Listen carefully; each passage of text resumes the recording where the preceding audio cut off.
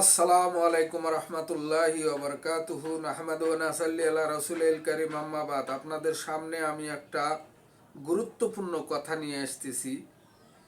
যারা মুসলিম রূপে কাফের, যারা মুসলিম রূপে কাফের, আর এ কথা আমি বলি নাই, এ কথা তারা নিজেই স্বীকৃতি দিয়েছে, নিজেই বলেছে, নিজের কথাই নিজে ধরা। ভারতের আজমির শরীফের যে দারগা ওরা ভাঙতে চাইতেছে এই হিন্দু বিজেপি দলেরা, তে ঠিক আছে, অলি আল্লাহর মাজার ভাঙতেছে, সব মুসলিমকে একত্রিত হয়ে প্রতিহত করা উচিত, এটা আমি মনে করি। কিন্তু এই দারগাতে যারা পূজা করে, এই দারগা পূজারী যারা নিজেকে সুন্নি বলে, ভারত বাংলাদেশের যত লাম্বা টুপি যারা শিরক বেদাত করে, তাদের কথাতে তারা ক্লিয়ার হয়ে গেছে যে তারা কাফের, তারা মুসলিম না। কিভাবে? ভারতের এক আলেম বলতেছে যে, ভারতের এক হুজুর বলতেছে যে ए सुन्नी मुसलमान तुम लोगों को ख्वाजा ने बड़े मेहनत से बनाया है, तुम लोग सब एक हो जाओ और उसके साथ युद्ध करने के लिए तैयारी कर लो। तो एर अर्थ हलो যে ওই আলেম বলতেছে যে এই সুন্নি মুসলমানরা তোমরা একত্রিত হও। এখানে কিন্তু অন্য কোনো দলের মুসলমানকে ডাকে নাই, ওরা শুধু সুন্নিকেই আহ্বান করছে, সুন্নিকেই ডাক দিছে। তার মানে বাংলাদেশ, ভারত এর ভেতরে যতগুলা শিরক বিদআত করা আলা, যারা কোরআন হাদিস ব্যতীত মানুষের শোনাশুনি ইসলাম করে এবং কোরআন হাদিস যারা বলে তাদেরকে এত খারাপ কথা বলে যে তাদের নাকি ওয়াজই শোনা যাবে না। তে যাই হোক, তাদের কথা মোতাবিক হলো যে কিছু আলেম আছে যাদের কথা শোনা যাবে না। তারা হলো কারা? যেরকম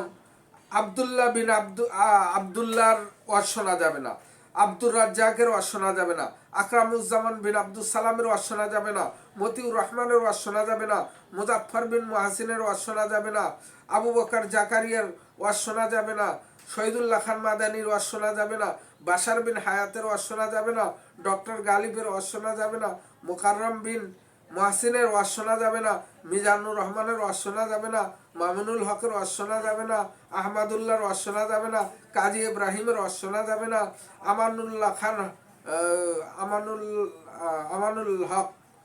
আমানুল্লাহ হক ওনার ওয়াজ শোনা যাবে না। এদের ওয়াজ শুনলে তারা কি হবে? আল্লাহর বান্দা হবে আর তারা জান্নাতবাসী হবে। এই জন্য তাদের ওয়াজ শোনা যাবে না, কেননা তাদের কথার ভেতরে রয়েছে আল্লাহর কথা, কোরআনের কথা, হাদিসের কথা। এই জন্যে তাদের কথা শোনাও যাবে না, তাদের ধারে কাছে যাওয়া যাবে না। তাদের ওয়াজ শুনলে আপনি পরেজগার হয়ে যাবেন, মুত্তাকি হয়ে যাবেন, আপনি জান্নাতি ব্যক্তি হয়ে যাবেন এবং আপনি আল্লাহওয়ালা হয়ে যাবেন। এই জন্য ওদের ওয়াজ শোনা যাবে না। এটা হলো তাদের বক্তব্য। তাহলে এখানে ক্লিয়ার হয়ে যায় যে ওরা ইসলাম থেকে বাইর হওয়ার ভেতরে আর কোনো কিছু বাকি নেই। অতএব আমাদের ওদের থেকে দূরে থাকাই উচিত। কেন? ওরা নিজে বলতেছে যে মুসলমান, সুন্নি মুসলমান, তোমরা একত্রিত হও আর তোমরা একত্রিত হও আর তোমরা প্রস্তুত হয়ে যাও। যারা খ্বাজার দারগা ভাঙ্গার জন্য প্রস্তুত নিতেছে, তারা আসতেছে, তাদের সাথে যুদ্ধ করো। তাহলে সুন্নি মুসলিমদেরকে ডাকছে, অন্য কোনো মুসলিমকে কিন্তু ডাকে নাই। তে আমার আল্লাহ তাই হলেন পৃথিবীর যত জাতি আছে, ইহুদি, খ্রিস্টান, হিন্দু, মুসলিম, বৌদ্ধ, ইহুদি, নাসারা, পৃথিবীতে যত জাত আছে সমস্ত জাতের মালিক হলেন আল্লাহ, আর সমস্ত জাতির নবী হলো জনাবে মোহাম্মদ রসুল্লাহ সাল্লাহ সাল্লাম। তাহলে জনাবে মোহাম্মদ রসুল্লাহ সাল্লাহ সাল্লাম সকল জাতির নবী, আর আল্লাহ রব্বুল ইজ্জত হলেন সকল জাতির আল্লাহ। আর ওরা আল্লাহকে অস্বীকৃতি দিয়া ওরা পুরো ঘোষণা করে দিল যে খজানে তুমকো বড়ে মেহনত সে বানায়া হয়। তাহলে শিরক তো ওই জায়গাতে করে দিল, খাজা বলে ওদের বানাইছে, ওদেরকে আল্লাহ বানাই নাই। ওরা ক্লিয়ার ভাবে বলে দিয়েছে যে এ সুন্নি মুসলমান तुम लोगों को ख्वाजा ने बड़े मेहनत से बनाया है। এখানেই ওরা ক্লিয়ার যে ওরা মুসলিম হতে পারে না। কেননা যারা বিশ্বাস করে যে ওদেরকে বানাইছে, ওদেরকে সৃষ্টি করছে খ্বাজা, তাহলে খ্বাজা যদি ওদেরকে সৃষ্টি করে থাকে তাহলে ওরা আল্লাহকে অস্বীকার করছে, ওরা রাসূলকে অস্বীকার করছে। ওরা বলে সুন্নি, ওরা কার সুন্নতে সুন্নি এটাই তো আমরা বুঝি না। আমরা সুন্নত বলতে বুঝি যে নবীর সুন্নতের উপর যারা চলে তারাই হলো সুন্নি। কিন্তু ওরা নবীর কোনো হাদিস মানবে না, নবীর কোনো কথা মানবে না, তারা নিজেকে সুন্নি বলে। তাহলে ওরা যে কার সুন্নত মানে ওরাই ভালো জানে, আল্লাহ জানে, আমরা জানি না। তবে ওদের কথাতে এতটুকু বুঝলাম যে ওদেরকে সৃষ্টি করছে খাজা। সেই জন্যই তো বললো যে মুসলমান সুন্নি মুসলমান, ওরা কিন্তু ভাগ করে ফেলাইছে। বলছে যে এই সুন্নি মুসলমান তোমরা প্রস্তুত হয়ে যাও যুদ্ধ করার জন্য। এই যারা দারগা মানে মাজার ভাঙতে আসতেছে, খাজা বাবার মাজার, খাজারের মাজার ভাঙতে আসতেছে, তাদের প্রতিরোধ করার জন্য তোমরা প্রস্তুত হয়ে যাও। তারা কিন্তু অন্য কোনো মুসলিম দলকে ডাকে নাই, তারা ডাকছে শুধু সুন্নি মুসলমান। আর তাদের নাকি সৃষ্টি করেছে খাজা, সেই কথাই বলল যে খাজা নে তুম লোগো কো বড়ে মেহনত সে বানায়া হয়। তার মানে খুব কষ্ট করে, খুব মেহনত করে, খাটাখাটনি করে খাজা তোমাদের সৃষ্টি করেছে। অতএব তোমরা খাজার মাজার বাঁচানোর জন্য সবাই একত্রিত হও। তো ওই জায়গাতে ওরা কিন্তু আল্লাহ রাসূলকে অস্বীকার করে ফেলাইছে। আর আল্লাহ রাসূলকে যে অস্বীকার করে সে মুসলিম থাকতে পারে না, সে প্রকাশ্যে কাফের হয়ে যায়। তারা কোনো সময় মুসলিম না, তারা কাফের।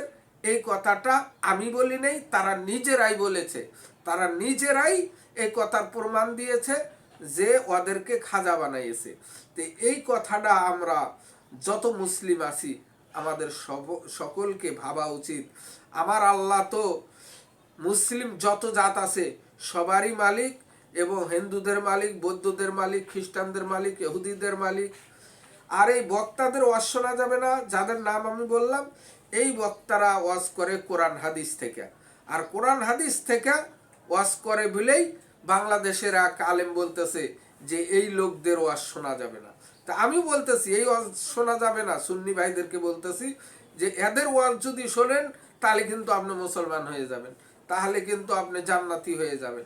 অতএব খাজা আর আপনাদের যত বাবা আছে এরা যদি জাহান্নামে চলে যায় তাতেই আপনাদের রাজি থাকা উচিত। কেননা এক আলেম বলছে যে খাজা যদি আমাদেরকে নিয়ে জাহান্নামে যায় আমরা তাতেই রাজি, তারপরেও আমরা খাজাকে ছাড়বো না।